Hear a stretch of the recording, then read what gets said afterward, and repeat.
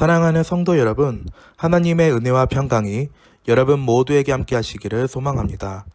오늘 우리에게 주신 하나님의 말씀은 마가복음 3장 1절에서 6절까지의 말씀입니다. 예수께서 다시 회당에 들어가시니 한쪽 손 마른 사람이 거기 있는지라. 사람들이 예수를 고발하려 하여 안식일에 그 사람을 고치시는가 주시하고 있거늘 예수께서 손 마른 사람에게 이르시되 한가운데 일어서라 하시고 그들에게 이르시되 안식일에 선을 행하는 것과 악을 행하는 것, 생명을 구하는 것과 죽이는 것, 어느 것이 옳으냐 하시니 그들이 잠잠하거늘 그들의 마음이 완악함을 탄식하사 노하심으로 그들을 둘러보시고 그 사람에게 이르시되 내 손을 내밀라 하시니 내밀매 그 손이 회복되었더라. 바리새인들이 나가서 곧 헤롯 당과 함께 어떻게 하여 예수를 죽일까 의논하니라. 아멘.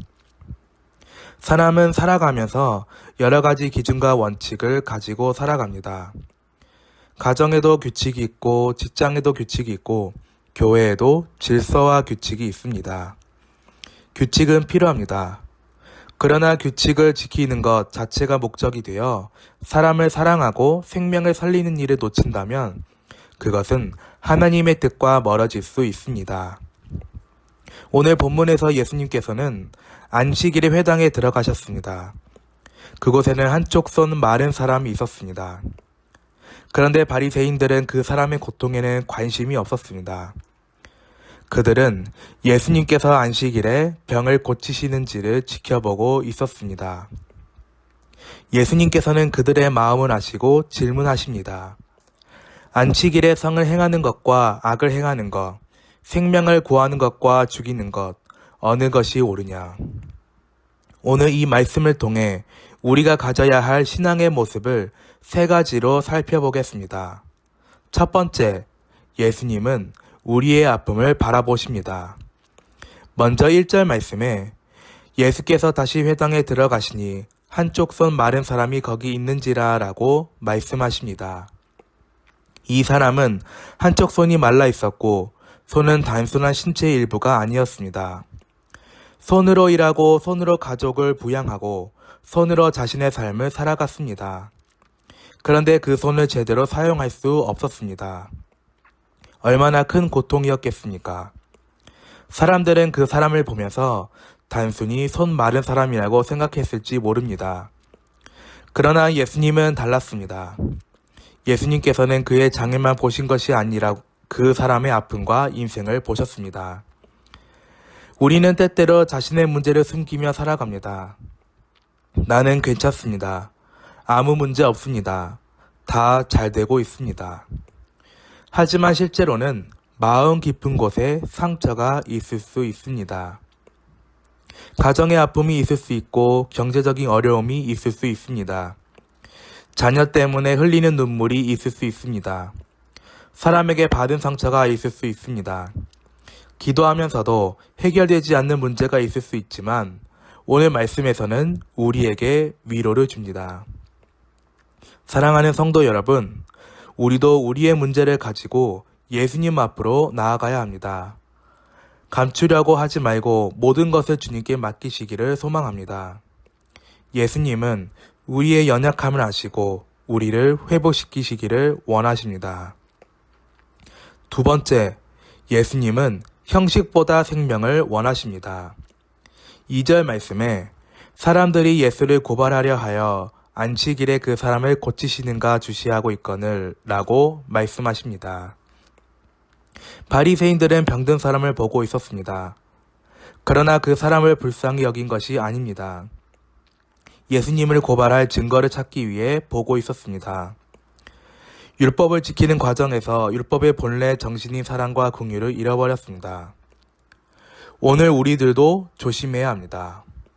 교회에 오래 다녔다고 해서 우리의 마음이 항상 주님의 마음과 같은 것은 아닙니다. 예배를 많이 드리면서도 다른 사람을 사랑하지 못할 수 있습니다.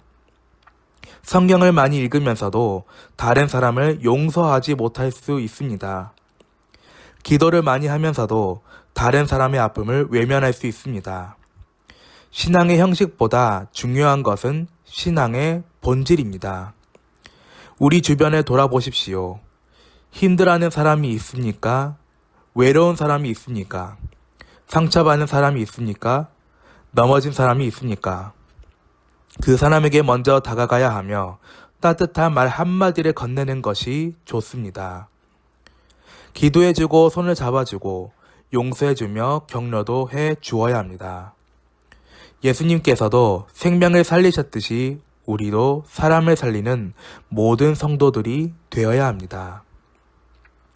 세 번째, 예수님의 말씀에 순종할 때 회복의 역사가 일어납니다. 5절 말씀에 그들의 마음이 완악함을 탄식하사 노하심으로 그들을 둘러보시고 그 사람에게 이르시되 내 손을 내밀라 하시니 내밀매 그 손이 회복되었더라 라고 말씀하십니다. 예수님께서는 그 사람에게 말씀하셨습니다. 내 손을 내밀라. 그리고 그 사람이 손을 내밀었고 놀라운 일이 일어났습니다. 그 손이 회복되었더라. 예수님께서 말씀하시면 역사가 일어납니다. 말씀으로 천지를 창조하신 하나님께서 오늘도 말씀으로 우리의 삶을 변화시켜 주십니다. 우리의 생각을 변화시키고 우리의 마음을 변화시키고 우리의 가정을 변화시키고 우리의 삶을 변화시키십니다. 그러므로 어려울수록 하나님의 말씀을 붙들어야 합니다. 환경을 바라보지 말고 하나님의 말씀을 바라보아야 합니다. 여기에서 중요한 것이 있습니다. 예수님께서 말씀하셨고 그 사람이 순종했습니다. 내 손을 내밀라. 그 말씀에 따라 손을 내밀었습니다. 믿음은 단순히 머리로 아는 것이 아니며 믿음은 순종으로 나타납니다. 주님께서 용서하라고 하시면 용서하는 것입니다. 사랑하라고 하시면 사랑하는 것이며 기도하라고 하시면 기도하는 것이고 섬기라고 하시면 섬기는 것입니다. 말씀대로 살아가는 것이 믿음입니다. 우리의 아픔을 내밀고 우리의 상처를 내밀고 우리의 문제를 내밀고 우리의 연약함을 내밀 때 주님께서 회복의 은혜를 베풀어 주십니다. 결론을 맺습니다. 사랑하는 성도 여러분, 오늘도 주님 앞에 우리의 손을 내밉시다. 그리고 우리도 누군가에게 사랑의 손을 내미시기를 소망합니다. 주님께 손을 내밀고 이웃에게 손을 내미는 성도, 우리의 가정에서 생명을 살리고 우리의 교회에서 생명을 살리고 우리의 삶의 자리에서 생명을 살리는 모든 성도들이 되시기를 소망합니다. 예수님처럼 사람을 보고 사람을 사랑하고 사람을 살리는 성도가 되시기를 우리 주님의 이름으로 축원드립니다. 아버지 하나님, 오늘 우리가 이 말씀을 붙들고 승리하기를 원합니다. 오늘 말씀을 통하여 우리에게 은혜를 베풀어 주시니 감사드립니다. 마가복음의 한쪽 손 마른 사람처럼 우리에게도 연약한 부분이 있음을 고백합니다. 때로는 우리의 마음이 메마르고 믿음이 약해지며 사랑과 감사가 식어질 때가 있었습니다. 주님, 우리의 연약함을 외면하지 않으시고 찾아오시는 주님을 바라보게 하여 주옵소서. 우리의 상처와 아픔과 문제를 주님 앞에 내려놓게 하시고 주님께서 말씀하실 때 믿음으로 우리의 손을 내밀게 하여 주옵소서. 주님, 바리새인들처럼 형식에 매여 사랑을 잃어버리지 않게 하시고 신앙의 모양만 남는 것이 아니라 예수님의 마음을 품게 하여 주옵소서.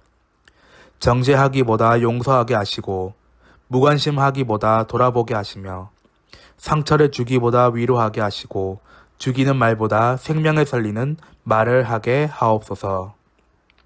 메마른 믿음을 회복시켜 주시고 식어진 사랑을 다시 뜨겁게 하시며 무너진 마음을 일으켜 세워주시고 기도가 끊어진 곳에 다시 기도의 불을 붙여 주옵소서.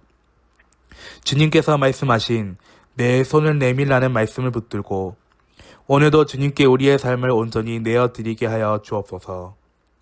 우리의 손을 주님께 내밀 뿐만 아니라 우리도 누군가에게 사랑의 손을 내밀며 살아가게 하여 주옵소서.